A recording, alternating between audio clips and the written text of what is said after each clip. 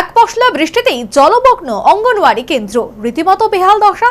কচিকাঁচা পড়ুয়াদের পড়াশোনা লাটে ওঠার উপক্রম। স্থানীয় সাধারণের মধ্যে ক্ষোভ বিক্ষোভ। জাতীয় সড়ক নির্মাণের ফলে অস্থায়ী যে ড্রেন ছিল তা বন্ধ হয়ে গেছে, ফলে জল নিষ্কাশনী ব্যবস্থা ভেঙে পড়েছে, যার কারণে সামান্য বৃষ্টির জলে জলমগ্ন হয়ে ভাসছে অঙ্গনওয়াড়ি কেন্দ্র।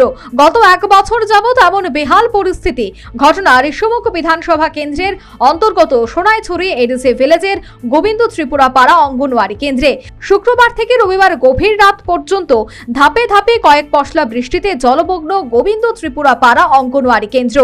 অঙ্গনওয়াড়ি কেন্দ্র জলমগ্ন হয়ে বেহাল পরিস্থিতি তৈরি হয়েছে। এই খবর আগেও সংশ্লিষ্ট দপ্তরের ঊর্ধ্বতন কর্তৃপক্ষকে জানানো হয়েছে, কিন্তু দপ্তর কোনো উদ্যোগ গ্রহণ করেনি, যার কারণে বৃষ্টিতে জলমগ্ন হয়ে এই গোবিন্দ ত্রিপুরা পাড়া অঙ্গনওয়াড়ি কেন্দ্রের বেহাল দশার পুনরাবৃত্তি। খবর পেয়ে ভোরেই অঙ্গনওয়াড়ি কেন্দ্রে ছুটে আসেন সংশ্লিষ্ট অঙ্গনওয়াড়ি ওয়ার্কার সঞ্চিতা ত্রিপুরা। এসে নিজেই জল সরানোর কাজে সামিল হয়। সকালে 3টার সময় জল ঢুকছে। আমি সকালে 3টার সময় ওদের জল আইসি। আমি মনে করছি সেন্টারে জল ঢুকে গেছে। জল ঢুকে ভুরি ভুরি আমি 5টার সময় আই চাইছি জল ঢুকে গেছে। জল ঢুকে আমি চাইছি যে জিনিসপত্র সব গুছাই রাখছি। জিনিস গুছাই রাখি আমি হেল্পারে ফোন করছি। হেল্পারে ফোন করে এদিও আইসে। আমার হাজবেন্ডকে আমি লই আনছি সেন্টারে। এদিও সাহায্য করছে আমার হাজবেন্ড। কই থেকে জল ঢুকছে? এটা বাইরে থেকে জল ঢুকে ইঞ্জিনিয়ে দিছে, পাইপ নিচে দিছে, দিয়ে জল ঢুকে যায়। এটা কি বৃষ্টি জল? বৃষ্টি জল, বৃষ্টি বেশি হলে অল্প করে বৃষ্টি আসছে ঢুকে গেছে জল। এইভাবে জল ঢুকে যে কারণ কি সেন্টারের ভিতরে? সেন্টারে যে এই রাস্তার কারণে সমস্যা হয়েছে। আমরা আর মানুষের এই জায়গার হেতারা ইয়ার মাটি ইয়ার করে দিছে। আমরা রাস্তার ইয়া সেন্টারের ইয়া নিচে গেছে, সেই কারণে চলবে। জলমগ্নতার কারণে এই বেহাল দশা থেকে মুক্তি দিতে অনতিবিলম্বে ব্যবস্থা গ্রহণের ব্যাপারে ঊর্ধ্বতন কর্তৃপক্ষের কাছে দাবি জানালেন সংশ্লিষ্ট অঙ্গনওয়াড়ি কেন্দ্রের সহায়িকা। এটা তো কালকের পরশু দিনে শুক্রবার, শনিবার, রবিবারে। শনিবার রাতের বৃষ্টি। কতটুকু ঢুকছে জলটা ভিতরে? এটা মনে হয় 4 হাত।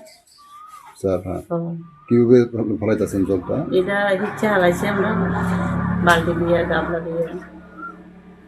কতটুকু আমরা অসুবিধা হইতেছে? আমরা তো একজন হেল্পার। আমরা তো পছন্দ কষ্ট। কি বলবেন সরকারের কাছে? আমরা দাবি সেটা যাতে স্যারে যেমনি সুন্দর যাতে আমরা সুন্দর করতে পারি, এটা আমরা দাবি। এক্ষেত্রে পাকা ড্রেন নির্মাণের ব্যাপারে উদ্যোগ তদবির করা হলেও এ পর্যন্ত কোনো উপায় হয়নি বলে জানালেন সংশ্লিষ্ট গ্রাম পঞ্চায়েত সদস্য। ড্রেনের জল? এটা রাস্তার জল।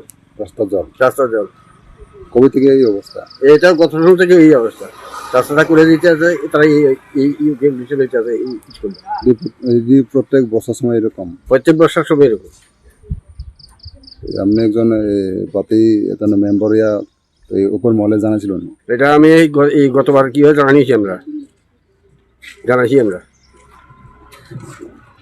কিভাবে দেখতেছেন আমরা? আমরা তো এই যে কি তারা জানাইছি এবং আমরা যা তারা অফিসেও কোয়া হয়েছে আমরা ড্রেনটা ফাঁকা ড্রেনটা করে দেন, তারা তো করছি না। কবে ঢুকছে জলটা? এই জলটা গতকাল ঢুকছে, গতকাল বৃষ্টি ঢুকছে। আপনার নাম কি? আমার নাম সন্দেশ শীল। গ্রামের নাম দক্ষিণ সোনাইছড়ি। কি বলবেন এরকম যে একটু বর্ষা হলে সেন্টারের ভিতরে জল ঢুকে? এখন আমরা এখান থেকে ফাঁকা ড্রেন লেগে কি আমরা এত করতে আসি। সামান্য বৃষ্টিতে জলমগ্ন হয়ে পড়ার কারণেই স্বভাবতই এই অঙ্গনওয়াড়ি কেন্দ্রে কচিকাঁচাদের পড়াশোনা লাটে ওঠার উপক্রম এবং বিনষ্ট হচ্ছে অঙ্গনওয়াড়ি কেন্দ্রের গুরুত্বপূর্ণ সব সামগ্রী।